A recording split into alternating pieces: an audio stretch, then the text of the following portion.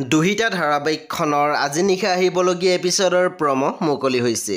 আজিৰ প্ৰমৰ প্ৰথম ভাগত আমি দেখিবলৈ পাইছোঁ অনুৰাগে কৈ আছিল তোমাৰ বায়ে আন এজন ল'ৰাক ভাল পায়। তেতিয়া আমি দেখিবলৈ পাইছোঁ অন্তৰাই মাত দিছিল কিন্তু কাক? পুনৰ অনুৰাগে কৈছিল সেয়া মই নাজানো, কিন্তু দুহিতাই যাক ভাল পায় তেওঁক এৰি মোলৈ বিয়া হোৱাটো আৰু মোক ভাল পোৱাটো তাইৰ বাবে পচিবল নহয়। তাৰপিছত আমি প্ৰমত দেখিবলৈ পাইছোঁ বিকিৰ দেউতাকে কৈ আছিল সুহাগৰ হেনো শহুৰাগৰ প্ৰতি আন্তৰিকতা নথকাৰ বাবে সি পাৰ্টিলৈকে নাহিল। তেতিয়া মাকজনী মাত দিছিল ভিনীয়েকৰ প্ৰতি মনত বেয়া ভাৱ ৰাখি থোৱাটো কিন্তু একেবাৰে ভাল কথা হোৱা নাই। তাৰপিছত আমি প্ৰমত দেখিবলৈ পাইছোঁ মালাই কৈ আছিল দাদাৰ নামটো মনত পেলাবলৈ মোৰ বা আৰু কি কি কথা মনত পৰে। সেই বন্ধু বান্ধৱীসকল আজি নিশা 8:30 বজাত ৰং টিভিত আহিবলগীয়া দুহিতা ধাৰাবাহিকখন খুবেই বেছি ইণ্টাৰেষ্টিং হ'বলৈ গৈ আছে। সেই আপোনালোকে চাবলৈ একেবাৰে নাপাহৰিব।